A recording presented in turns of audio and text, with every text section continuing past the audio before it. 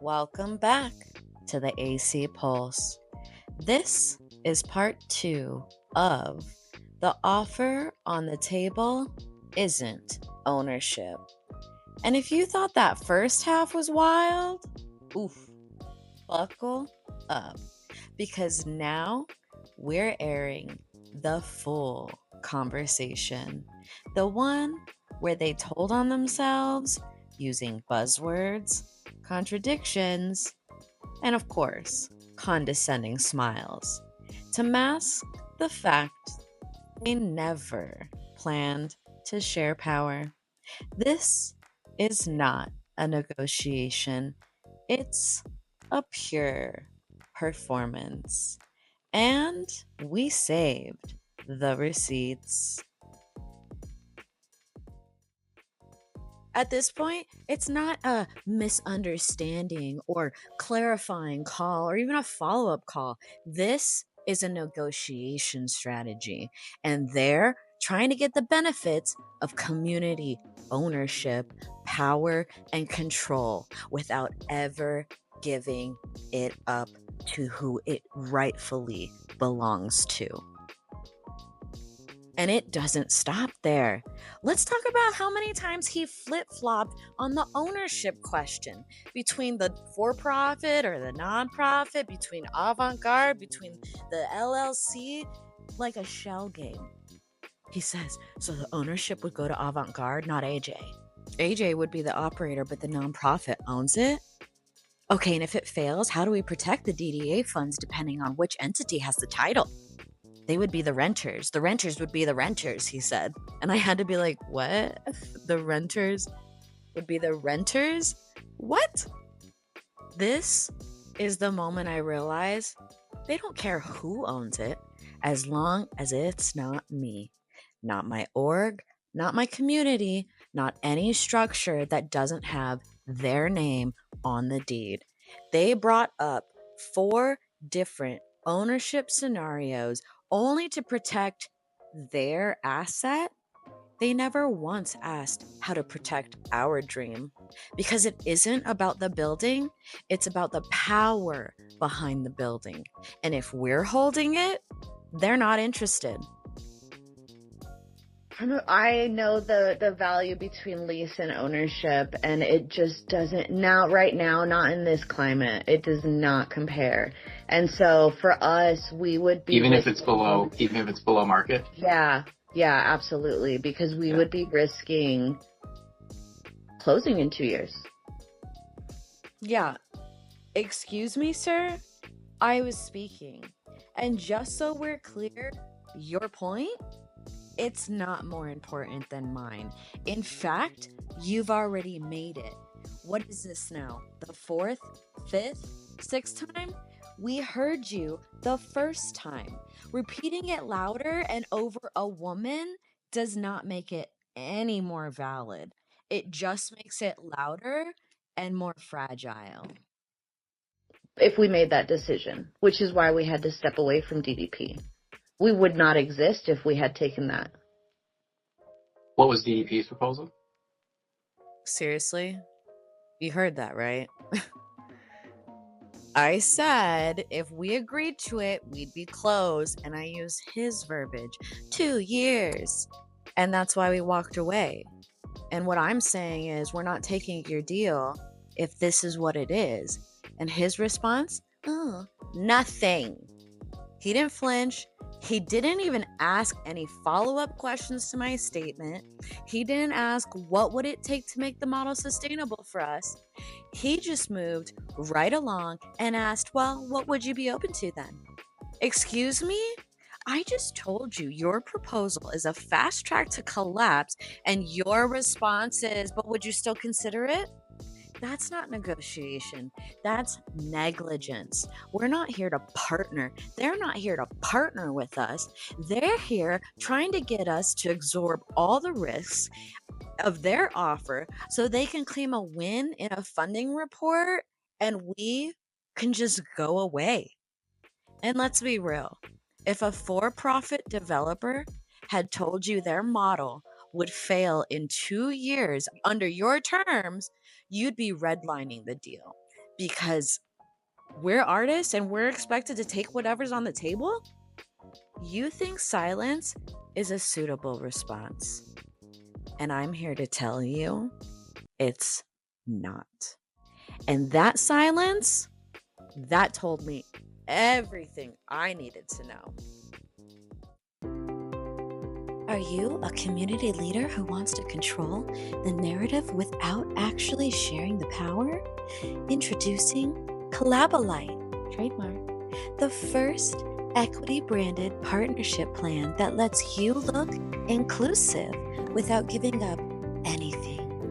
With Collabolite, trademark, you can say you want your voice while muting the mic. Offer exposure instead of ownership, and master the art of saying nothing in 1,000 strategic words. Bonus features now with pre-installed talking points like "We'd love your input." There's a process for that. Let's revisit that next quarter. Collabolite, trademark. Because who needs consent when you have a community engagement report? And now, let's get to the end of this conversation. They wanted about $16,000 in lease a month. And Right. that is absolutely not something that we can blow money on, because rent right now is like burning money.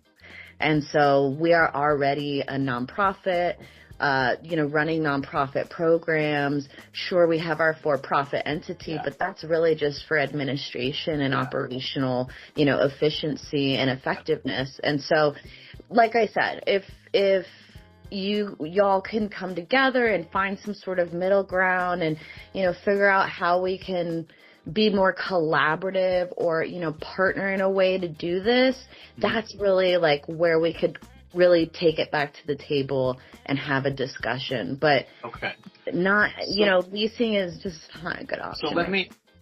Oh my gosh, y'all. I hope you're reading between his lines.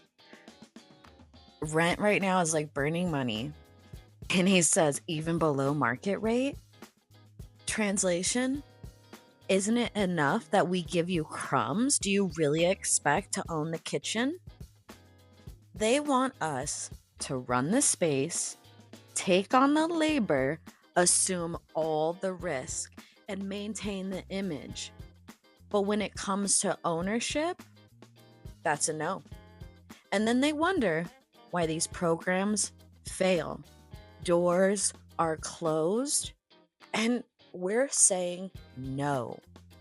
I'll think a little bit with the team and take back like how we understand your proposal. Can I put a question on you too? Sir, you've been putting questions on me. That's what the fucking proposal is. Oh my goodness. That's what this entire conversation has been.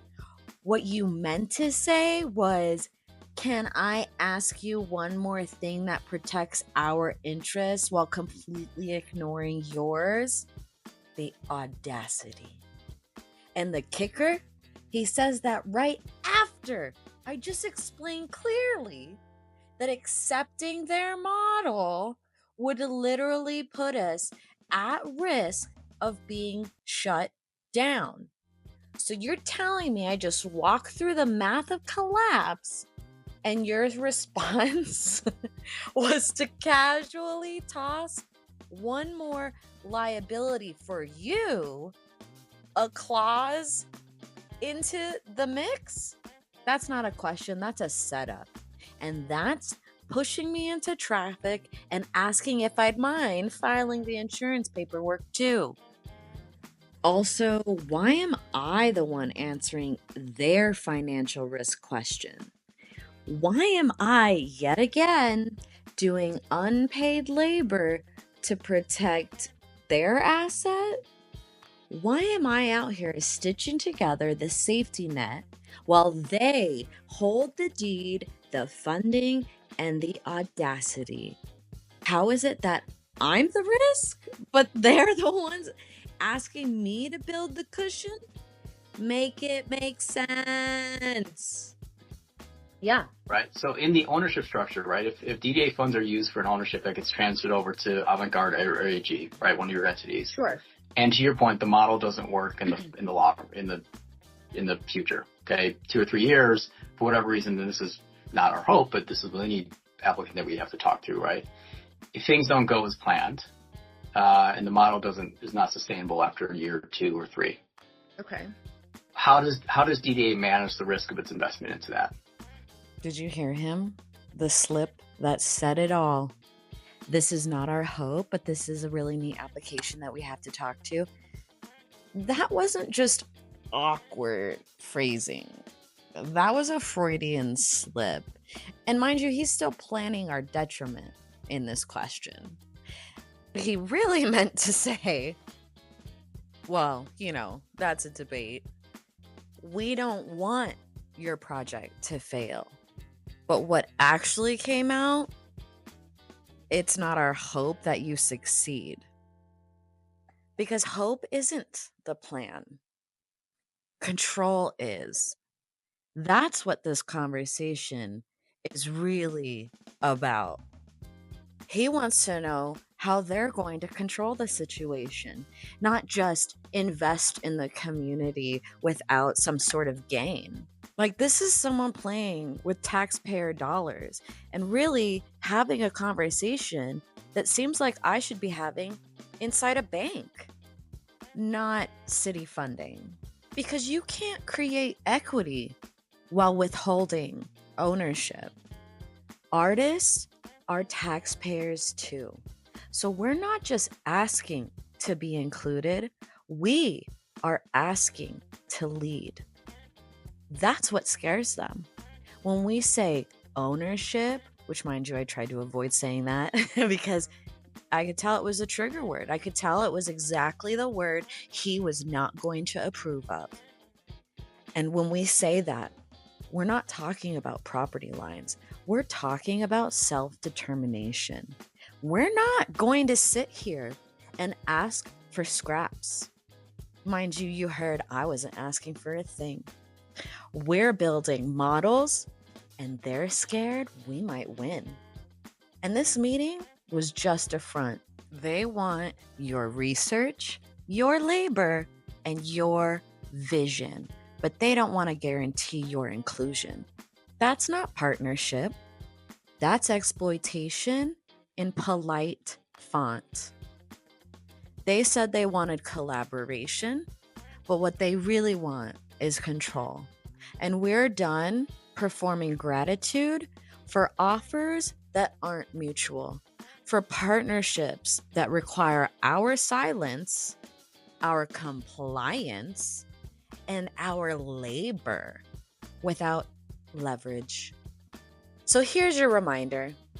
You are not a tenant in your own liberation.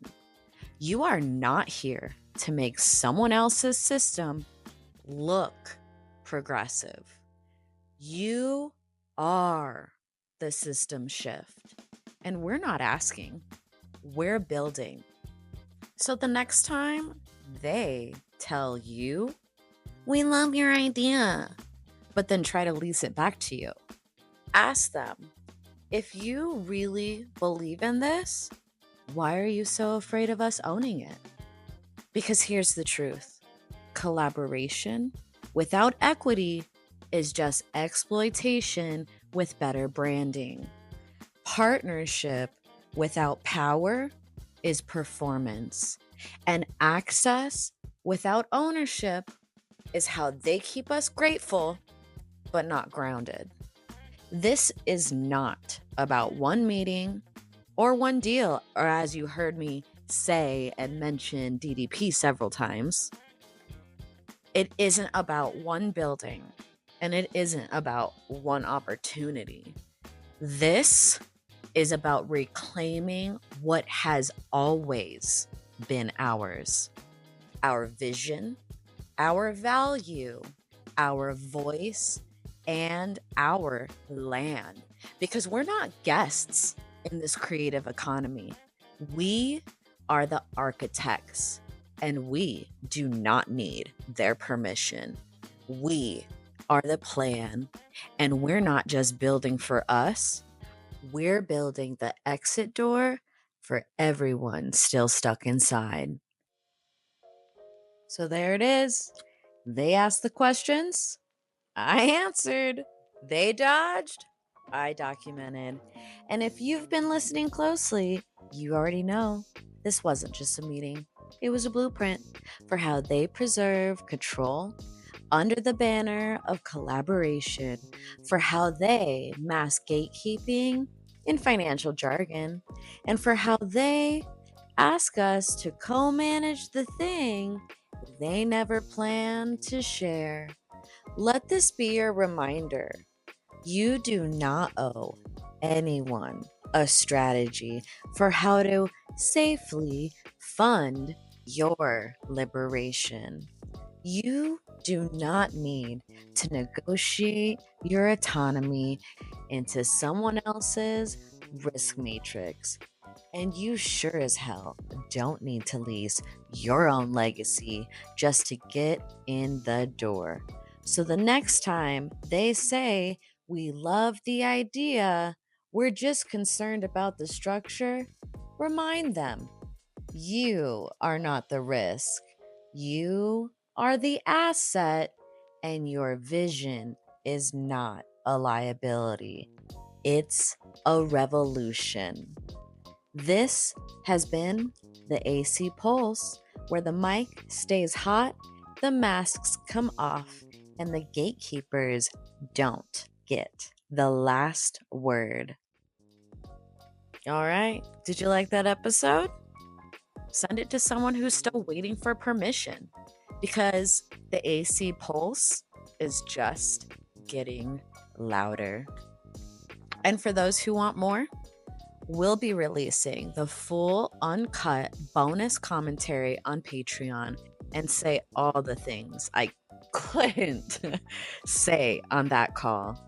That's at patreon.com/the AC Pulse, where the real talk doesn't stop when the mic does.